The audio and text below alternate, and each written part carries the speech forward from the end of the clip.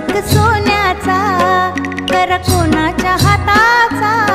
तो चकचक सोन्याचा